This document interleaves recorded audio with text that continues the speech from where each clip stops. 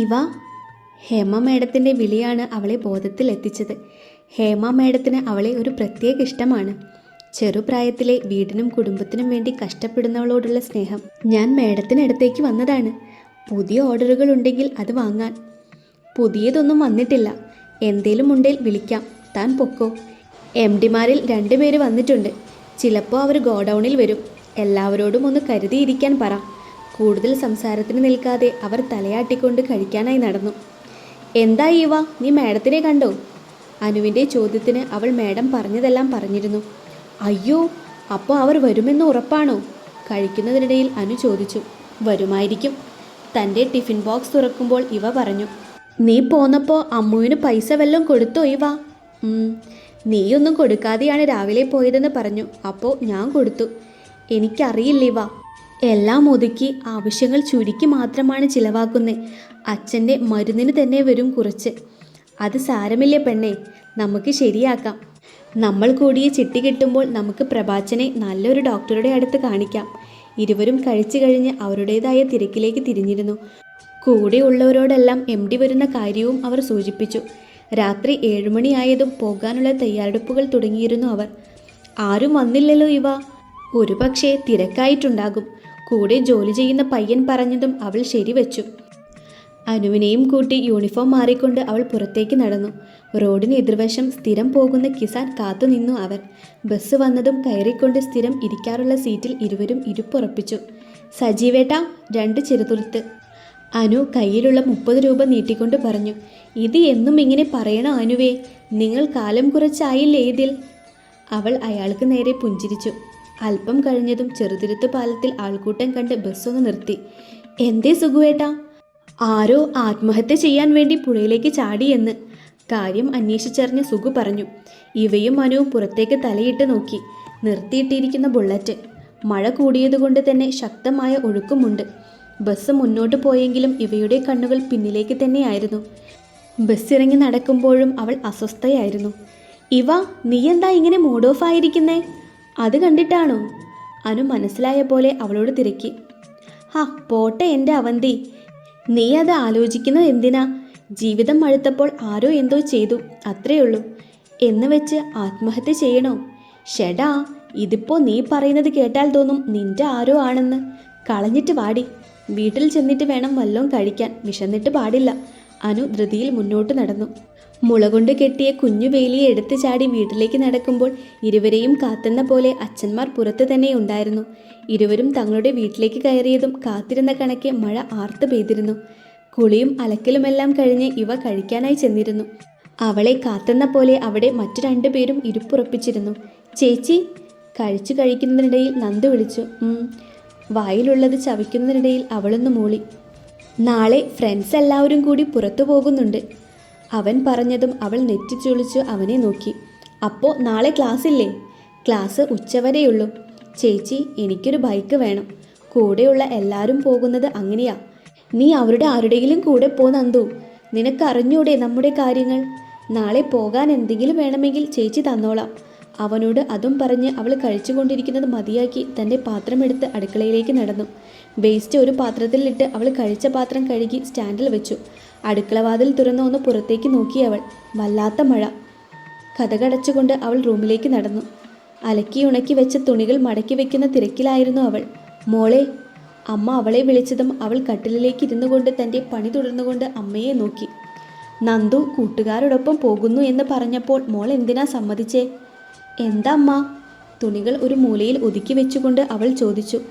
ഇപ്പോഴത്തെ കുട്ടികളെ പേടിക്കണം മോളെ. അവർ എന്തിലൊക്കെ ചെന്ന് ചാടുമെന്നറിയില്ല. അമ്മ പേടിക്കാതെ. അവൻ നമ്മുടെ കുട്ടിയല്ലേ. തെറ്റിലേക്കൊന്നും പോവില്ല. പിന്നെ അവൻ്റെ പ്രായം അങ്ങനെയല്ലേ.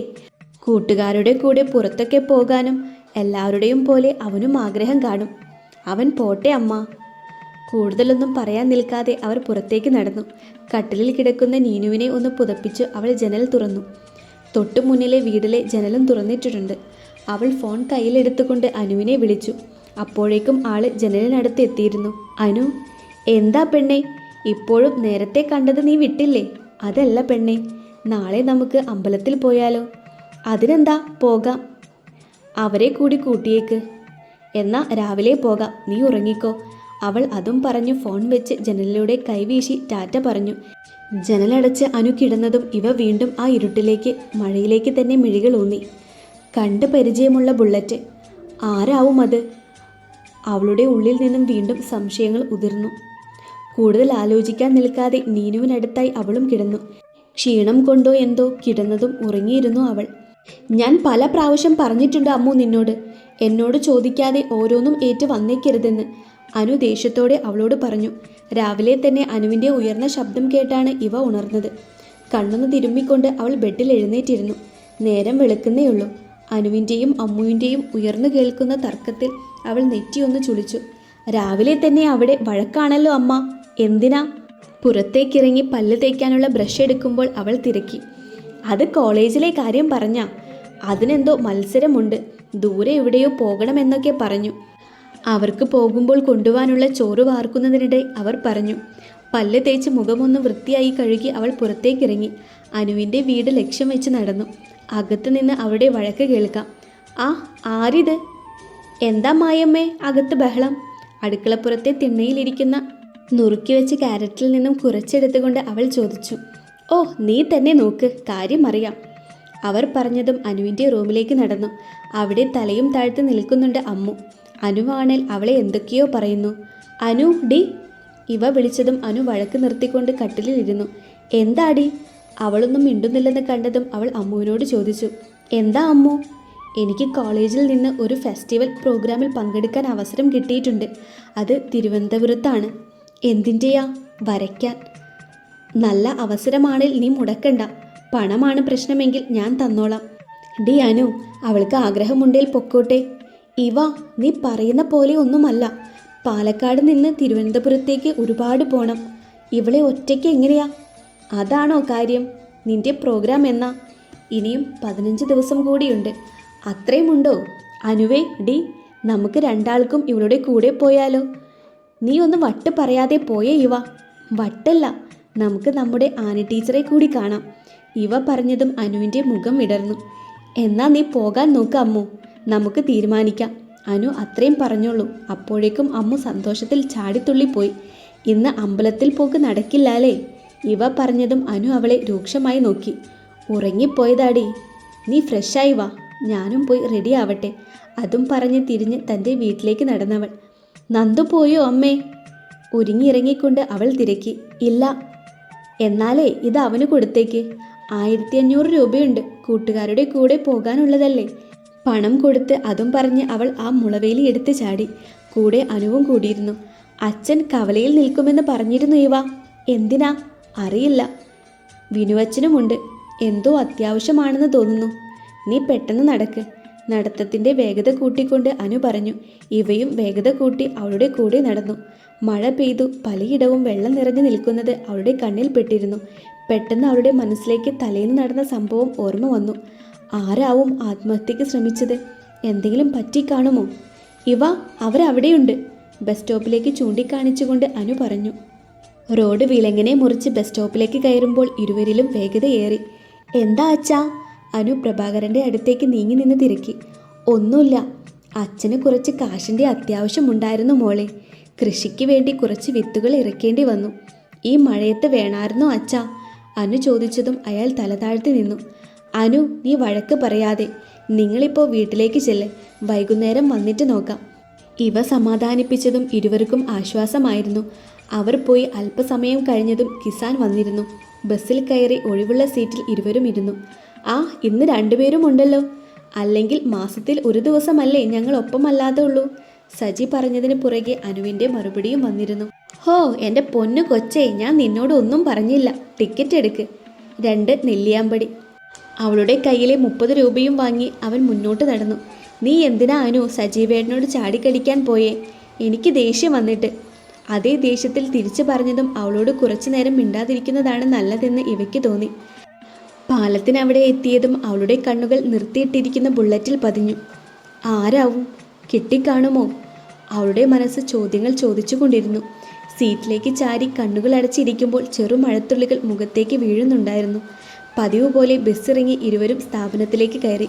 പതിവിലും വിപരീതമായി ആളുകൾ പല സ്ഥലത്തും കൂടി നിന്ന് മുറുമുറുപ്പുകൾ ഉയരുന്നുണ്ട്. എന്താ വിവേകേ? മുന്നിൽ കണ്ട പയ്യനോട് അനു തിരക്കി. ആ, നിങ്ങൾ അറിഞ്ഞില്ലേ? നമ്മുടെ MD മഹിസാറില്ലേ? അദ്ദേഹം ഇന്നലെ പുഴയിൽ ചാടി ആത്മഹത്യക്ക് ശ്രമിച്ചു. അത് പറഞ്ഞതും ഇവയിൽ വല്ലാത്ത വെപ്രാളം നിറഞ്ഞു. അപ്പോൾ അതാണ് തനിക്ക് ആ ബുള്ളറ്റ് പരിചയം തോന്നിയത്. എന്നിട്ട് വല്ലതും പറ്റിയോ? ഇവയായിരുന്നു ചോദിച്ചത്. പ്രശ്നമൊന്നുമില്ല, ഹോസ്പിറ്റലിൽ എത്തിച്ചിട്ടുണ്ട്. നമുക്കൊന്ന് പോയി കാണാമായിരുന്നു. എല്ലാവരും അതിൻ്റെ ചർച്ചയിലാണ്. അതെന്തിനാ നമ്മൾ പോയി കാണുന്നേ? അനു വിട്ടുമാറാത്ത സംശയത്തോടെ തിരക്കി. പിന്നെ മുതലാളി പണിമുടക്കി കിടക്കുമ്പോൾ തൊഴിലാളി പോകണ്ടേ? വിവേക് അതും പറഞ്ഞു പോയിരുന്നു. എന്നാൽ എല്ലാവരും കൂടി പോകുമ്പോൾ നമുക്കും പോകാമല്ലേ ഇവ?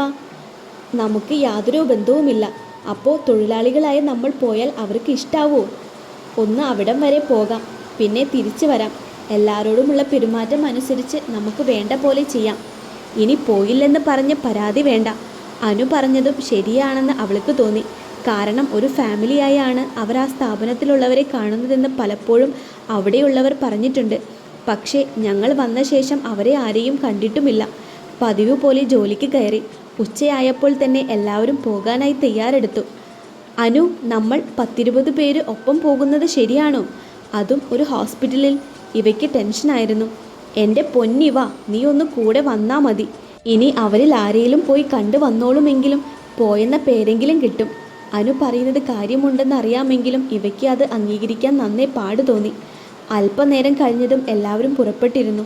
അടുത്തു തന്നെയായിരുന്നു ഹോസ്പിറ്റൽ. കൂട്ടത്തോടെ ഹോസ്പിറ്റലിലേക്ക് നടക്കുന്നത് കണ്ട് ആളുകൾ നോക്കുന്നത് കണ്ട് ഇവയ്ക്ക് വല്ലാതായിരുന്നു. ഹോസ്പിറ്റലിൽ എത്തിയതും വിവേകും കൂടെ വേറെ ഒരു ചേച്ചിയും അകത്തേക്ക് പോയി. എന്തോ പേടി പോലെ ഇവ ചുറ്റും നോക്കിക്കൊണ്ട് പറഞ്ഞു. നിനക്കല്ലേലും എന്ത് കാര്യത്തിനാ പേടിയില്ലാത്തേ? അനു അവളെ തറപ്പിച്ചു നോക്കി പറഞ്ഞതും ഇവ പിന്നെ ഒന്നും പറഞ്ഞില്ല. അല്പം കഴിഞ്ഞതും പോയവർ തിരിച്ചു വന്നിരുന്നു. ഹേമ മേഡം ഉള്ളിലുണ്ട്. ഇവ, അനു, നിങ്ങൾ 2 പേരും ചെല്ല്. കൂടെ ഒരു 3 പേരെയും കൂടി കൂട്ടിയേക്ക്.